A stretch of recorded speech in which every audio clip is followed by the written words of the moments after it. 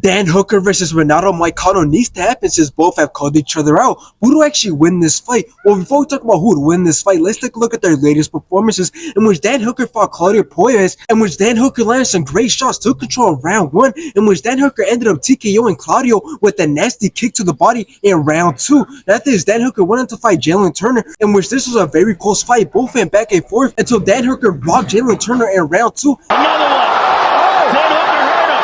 Another left hand now. Then dropped him in round 3.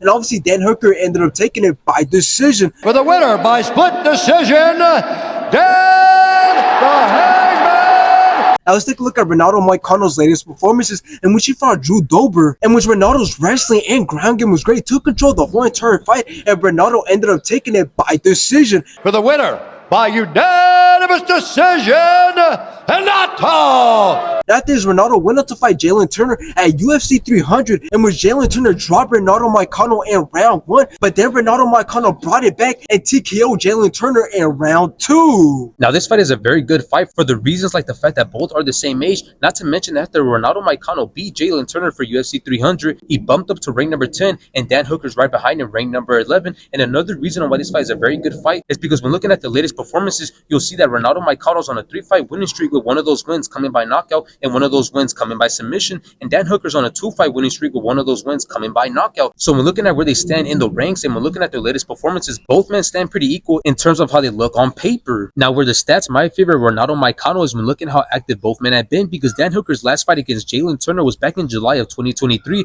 so it's been almost a full year since he has been in the octagon. And yes, Renato Moicano didn't have any fights in 2023, but he had 2 fights this year, which is really impressive. So he's definitely the fresher fighter, which could and is most likely going to mean a lot in this fight. So Dan Hooker has a lot of training to do to catch up and surpass Renato Moicano to make up the amount of time that he's been out of the octagon. But in the end, my prediction for this fight, if this fight does end up happening, is that Renato Moicano is going to be in control of this whole entire fight, is going to be controlling the pace, and is definitely going to be more confident and more sharp when it comes to letting his hands go, since he did have 2 fights this year. So I definitely got Renato Moicano winning this fight, but I'm not sure if he finishes it early.